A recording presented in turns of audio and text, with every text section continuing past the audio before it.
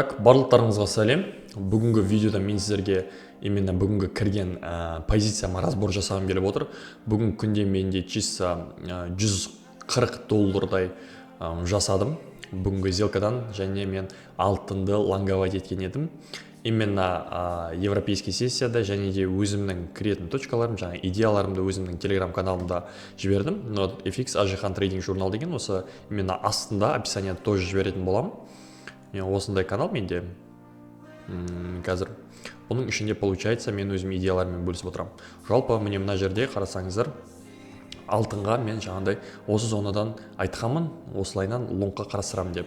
И өзім осы жерлерден кіріп бастадым лонгқа. Қазіргі енді до фотосын қарайтын болсақ, бізде расстояниесін көріп тұрсыздар, осындай примерно движение жүріп берді бізге алтын. Енді кішігірім разборына өтетін болсақ, жалпы не үшін лонг қарадым? Бірінші сессияларды қосып көрейік, давайте сессияны.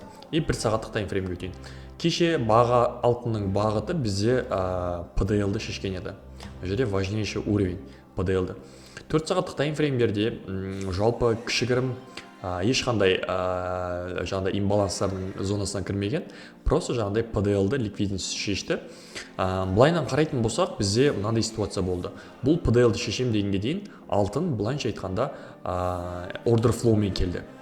Яғни баға order flow-мен келген еді. Мына жақтан бір ликвидность шешіп, былайынша айтқанда кәдімгі қарапайым order flow-мен келді. Мен кеше шарт еткен дедім осылардың.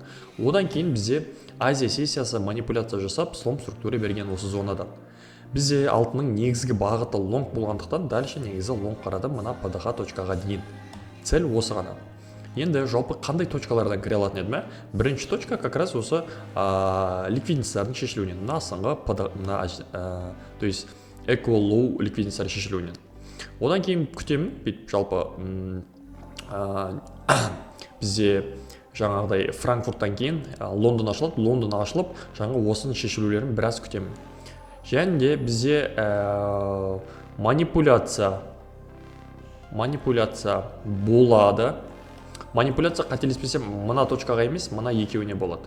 Вот осы екеуінің манипуляциясынан кейін қарасаңыздар, кішігірім ликвидность шешкен, Франкфурт манипуляция деп аталынады. Одан кейін 5 минут таймфреймдерде жалпы мен уже мына зоналардан кіріп бастаймын.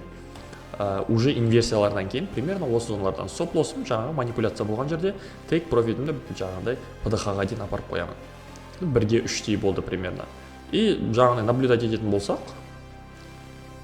баға риски барды, өсті и менде Нью-Йорк сессиясы full тейкқа апарып берді. Именно тейкқа жеткеннен кейін барып құлады.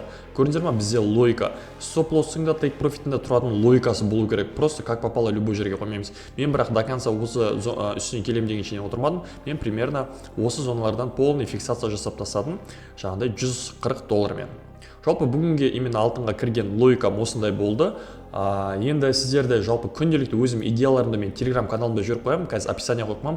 Телеграм каналға міндетті түрде қосылып алыңыздар. Осы жерде полный идеялар, разборлар, жаңағыдай сигналдар тоже иногда осы жерде беріп тұратын боламын. Жалпы осымен видео аяқталды. Лайк, подписаться, барлық сіздерден поддержка күтетін боламын.